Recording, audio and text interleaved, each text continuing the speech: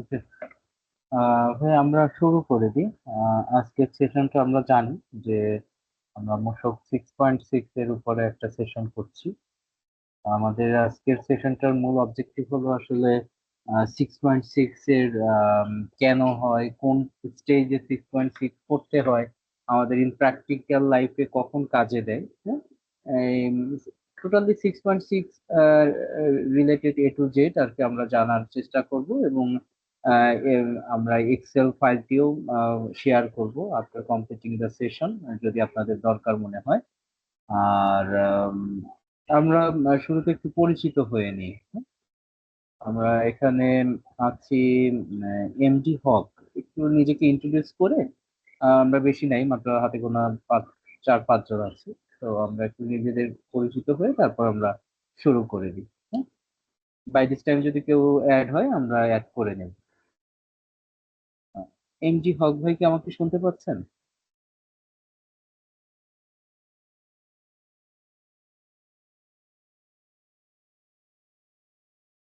মোহাইমিন ভাই আছেন?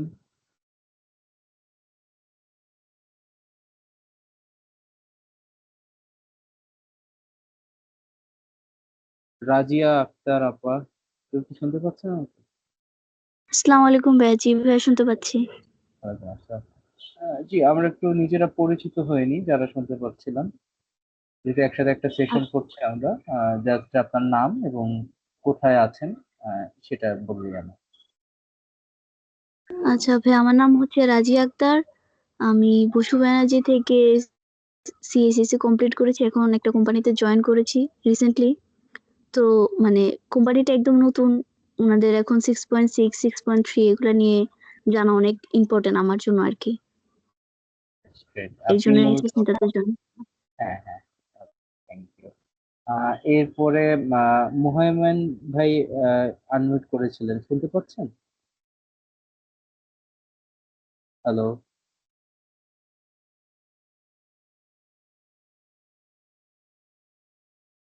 আমরা আপনাকে শুনতে পাচ্ছি না।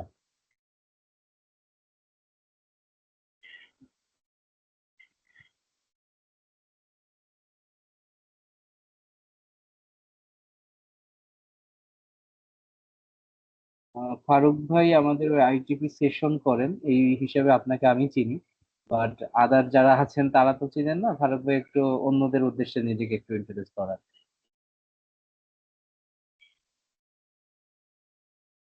আমি মোহাম্মদ ফারুক হোসেন, কর্ণফুলী গ্রুপে আছি। এই তো আইটিপি আপনার সাথে ক্র্যাশ করতেছে। মেহেদি ভাই শুনতে পাচ্ছেন? কি শুনতে পাচ্ছি? হ্যাঁ মেহেদি ভাই, আমরা আর কি ইন্ট্রোডাকশন সেশন চলছিল, যে আমরা যেহেতু একসাথে একটা সেশন করছিলাম, সবাই পরিচিত হচ্ছিলাম। তো আপনার নাম এবং কোথায় কর্মরত আছেন একটু জাস্ট বিলাইন। জি ভাইয়া, আমি হচ্ছে মেহেদি হাসান। আমি বর্তমানে আছি হচ্ছে সিলেটে আছি। এই প্যারাগন গ্রুপের একটা সিস্টার কনসার্নে জব করতেছি বর্তমানে। কোন সেক্টরে আছেন? জি, আমি টি গার্ডেনের ভ্যাট সেকশনে আছি। অ্যাড সেকশনে আছেন। হ্যাঁ, হক ভাই কিছু বলতেছেন। জি হক ভাই, আপনাকে প্রথমে পাইনি। জি, আমি মোহাম্মদ মুজাম্মেল হক। জি আমি ঢাকাতে আছি, একটা প্রাইভেট ফার্মে আছি, কনজিউমার লিমিটেড। আমি অ্যাকাউন্টসটা দেখি এখানে। ওকে, থ্যাংক ইউ। তো এখানে আমরা যারা আছি মোটামুটি সবাই অ্যাকাউন্টস ব্যাকগ্রাউন্ড, এন্ড একজন আপু আছেন, উনি হলো ভ্যাট ডিপার্টমেন্টটাই মূলত দেখেন। আর আমি সাইফুল ইসলাম, আমি বর্তমানে বিজেনটেক একটা সফটওয়্যার কোম্পানিতে ওখানে ফাইন্যান্স কন্ট্রোলার হিসেবে রয়েছি। এবং পাশাপাশি ট্যাগভ্যাট মেকানিজম নামে যে কোম্পানিটা আপনারা দেখতে পান, যে একটা লার্নিং ইনস্টিটিউট এবং ট্রেনিং ইনস্টিটিউট এবং হলো আপনার কনসালটেন্সি ফার্ম, এইটার one of the founder member আমি। তো আমরা শুরু করে দিই আজকের আমাদের সেশনটা। তো আমরা সবাই জানি যে মূসক 6.6। তো আমি স্ক্রিন শেয়ার দিয়ে আপনাদেরকে মূসক 6.6 নিয়ে যাই, যে আসলে এটা কি। Okay, তো আমরা স্ক্রিনটা দেখতে পাচ্ছি।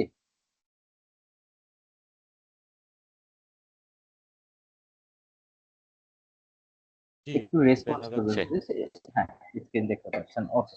সো 6.6টা আসলে কি? এটা একটা মূসক ফর্ম, রাইট? এই এই মূসক ফর্মটা কি? এটা একটা কর কর্তন সনদপত্র হিসাবে ব্যবহার করা হয়। দ্যাট মিনস এটা একটা, আপনি যে ভ্যাট কেটেছেন এটার একটা সার্টিফিকেট, রাইট? এটা কেন দরকার হয়? এটা দরকার হয় এই কারণে, কারণ আপনি যার কাছ থেকে কর কেটেছেন আহ, উনি যখন তার 9.1 ভ্যাট রিটার্ন যখন সাবমিট করছেন, তখন এই মূসক 6.6 সাবমিশন ছাড়া উনি রিবেট পাচ্ছেন না। হ্যাঁ? আমরা মূসক 9.1 তো বুঝি, রাইট? মূসক 9.1 আমরা বুঝি।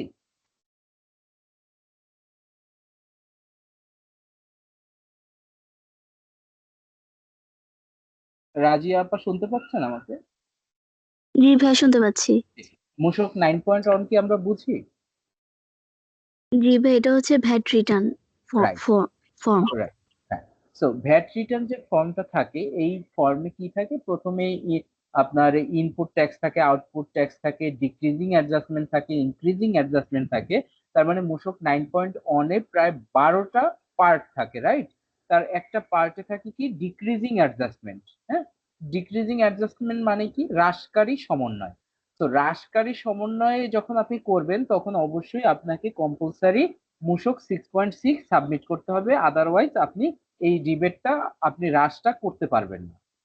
বুঝতে পেরেছেন আপনারা?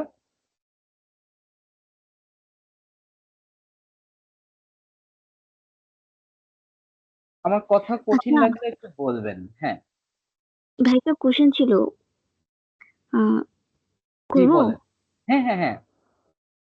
আচ্ছা ভাই, যদি মানে আমি কোনো কিছু পারচেজ করেছি কিন্তু আমি তখন ওনাদের কাছ থেকে এই ভিডিএসটা কর্তন করি নাই, সেক্ষেত্রে হুম। এখন কি করতে পারি? এক নাম্বার কথা হলো, আপনার যখন আপনি পারচেস করেছেন, হ্যাঁ, পারচেস জি। করার সময় আপনার ভিডিএস আসে না। ভিডিএসটা আসে কখন? যখন আপনি পেমেন্ট করবেন। হ্যাঁ, পার্সেস আপনার একুরাল আচ্ছা। বেসিসও হতে পারে, ক্যাশ বেসিসও হতে পারে, রাইট? পার্সেস মানে কি? আপনি একটা জিনিস ক্রয় করলেন, রাইট? আপনি হতে পারে সেটা স্টেশনারি, হতে পারে কোনো ফার্নিচার, হতে পারে কোনো ল্যাপটপ, রাইট? Computer accessories. আপনি আপনার প্রতিষ্ঠানের জন্য ফিক্সড অ্যাসেট অথবা স্টেশনারি আইটেম অথবা কম্পিউটার অ্যাক্সেসরিজ আপনি পার্সেস করলেন, রাইট? এখন এই পার্সেসটা আপনার কি হয়? ইন জেনারেল একুরাল বেসিস হয়। প্রথমে আমরা পার্সেস করি, তিনি ইনভয়েস দেন, তার কিছুদিন পরে এটা সবকিছু চেক করি, এরপরে এর পেমেন্ট ডেট আসে, এই পেমেন্ট ডেট অনুযায়ী আমরা পেমেন্ট করি। যখন আমরা পেমেন্ট করি, তখনই আমার এই ভ্যাট ডিডাকশনের অপশনটা আসে। হ্যাঁ, ভিডিএস মানে কি? VAT deduction at source. তার মানে সোর্সে যখন আপনি ভ্যাটটা কর্তন করছেন, সেটাই হলো ভিডিএস। ওকে, তো উৎসে কর কর্তন সনদপত্র আপনার তখনই হবে যখন কিনা আগে আপনি ভ্যাট কাটবেন। বুঝতে পেরেছেন? আচ্ছা। তো হ্যাঁ, আর জি, আমি যদি একটা প্রাইভেট কোম্পানি হয়ে থাকি তাহলে তো আমি কাটতে পারবো, তাই না?